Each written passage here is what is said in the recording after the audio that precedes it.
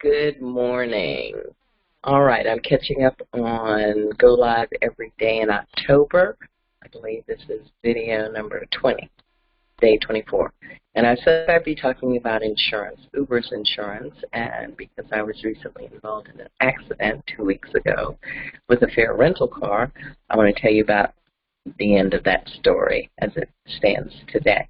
But let's start with Uber's insurance, because had I not been in this accident, I probably would have never known. Uber, well, I read it first. James River insured me as an Uber driver. It's been that way in my app up until I posted that James River is no longer going to be handling Uber's insurance in 20 markets. I made a comment about that on Facebook and was told it didn't apply to Georgia. So I looked in my app and I found out that I'm with Farmers. Good thing, as of March 1st.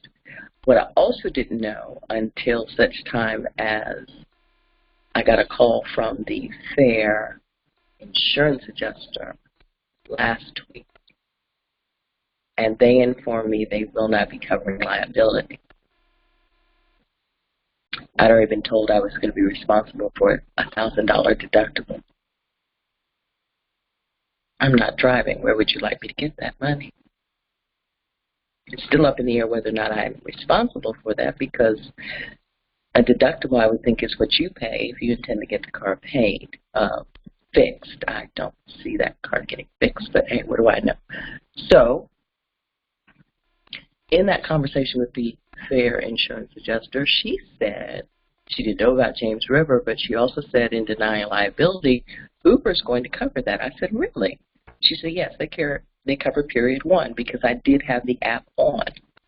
I remember being disgusted that I'd been out for 3 hours with 2 rides, $9.91 in 3.5 hours of driving.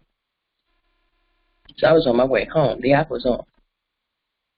And I knew it was on because after the accident, I remember looking and seeing that a ride was being sent to my phone for me to accept, which I just looked at and timed out. Then I turned the app on. So that was well after 3-something. And so I called Uber, as I was instructed to do by fares insurance adjuster, and I learned these things.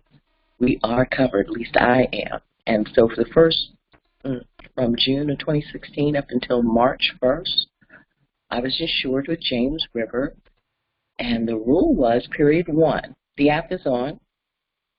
There's nobody in your car. You have not accepted a ride. We're not covered. Uber only covered period 2, which is when you accept a ride, you're on your way to the rider, and period 3, once the rider gets in the car.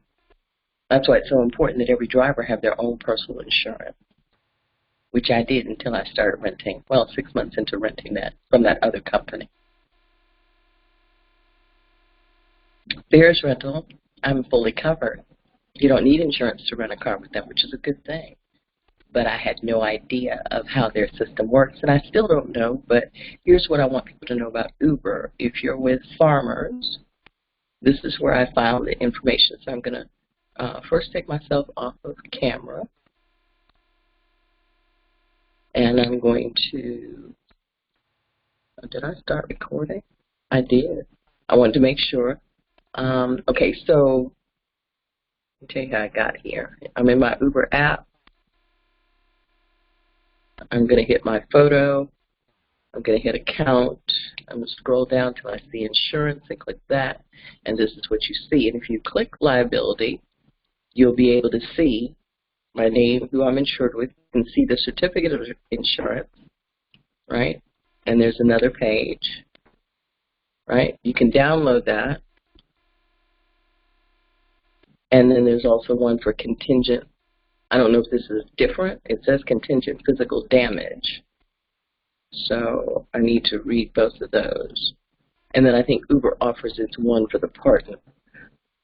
I don't have any of that except what Uber offers. But here's the email that I got on the 17th of October from Uber. I had a conversation with Uber about verifying that period 1 is covered, and they can check their records and see that I had been online, 2 rides, And I had just dropped somebody off a little before 3, and the accident happened maybe 10, 15, 20 minutes later. So they're replying, just for your clarification, kindly disregard the incident report form that we've mentioned on another message, as I can see that you've already submitted a crash report. Of course I did. Due to the damage you described, we'll maintain the holder on the vehicle involved in the report before the accident. No worries. We've notified the appropriate insurance carrier at your request. They will be able to contact you in a few business days to gather additional details and discuss the claims process with you if you're pursuing a claim. I've not heard from anybody from Uber.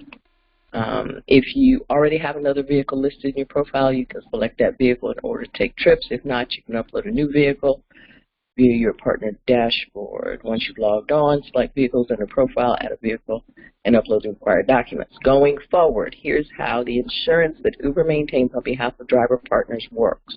From the time you log in to the Uber Partner app and until you accept a trip, Uber maintains a commercial automobile insurance policy that includes third-party liability coverage in the amounts of at least $50,000 bodily injury per person, $100,000 bodily injury per accident, and $25,000 property damage per accident.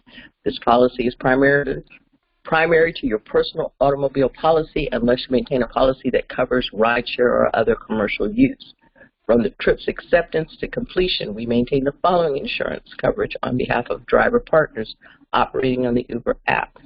At least $1 million of third-party liability insurance, at least $250,000 of underinsured motorist bodily injury insurance, and contingent comprehensive and collision insurance. So if you maintain comprehensive and collision insurance on your own personal policy, the policy that Uber maintains on your behalf will cover physical damage to your vehicle up to the actual crash value of the vehicle for a covered accident, regardless of who is at fault, with a $1,000 deductible.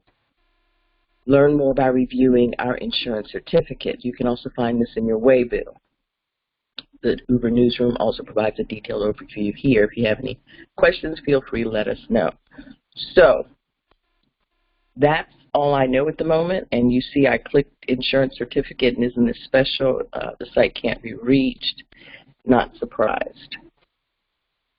Anyway, I know I can find it in the app, and that would be this right here, which I could read more about. I still don't know, like I said, if the car's not going to be fixed and I can't drive it, I don't see me paying a $1,000 deductible. And I base that upon when I was involved in an accident. Someone hit me, 3 months driving. I'm driving a year and a half. They report to the police, and I report to Uber, and I spoke to somebody. And the insurance adjuster for Uber basically said, yes, $1,000. I thought it was paint, scratches, no harm, no foul. They sent an estimate of $800 and some odd to redo it. I'm not paying that. And I didn't, nor did I get the car fixed. So the $1,000, I don't know. And as far as getting another car, 8, 12, we're working on 3 weeks. Still waiting on that miracle, doing what I can. So this is the end of my video, my live for today, recorded on freeconferencecall.com so I can show you what's on my phone. And let me think about some other things to talk about so I can get caught up with my videos. Hope this is helpful to those of you who do rideshare. Check your insurance and make sure it's current. Make sure you have the proper amount. You're covered. It could have been a whole lot worse if I'd been in that other rental car. I'm grateful. I'm grateful. Y'all have a good day. You take care. Be well. Bye.